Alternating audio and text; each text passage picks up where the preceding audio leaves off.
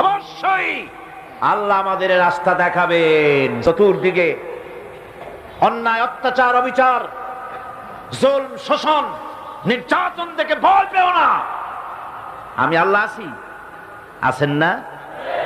আল্লাহ কয় এক একজনের ক্ষমতা দেই, এক এক দলকে ক্ষমতা দেই, ক্ষমতা দিয়া লিনানজুরাকুম কাইফা তা'মালুন, ক্ষমতা দিয়া তাকায় দেখি করো নাকি, কি করো।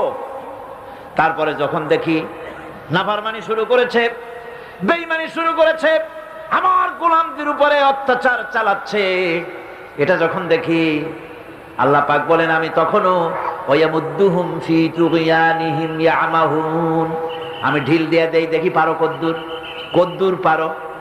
তারপরে যখন সীমা লঙ্ঘন করে যায়, যখন প্রান্ত সীমা এসে যায়, আল্লাহ পাক বলেন ইন্না বাতশা রাব্বিকা লাশাদীদ, এরপরে আমি ধরি। আর যখন আমি ধরি, আমার হাত থেকে ছাড়িয়ে নেওয়ার ক্ষমতা পৃথিবীর কারো নাই, আকাশেরও কারো নাই। ঠিক কিনা?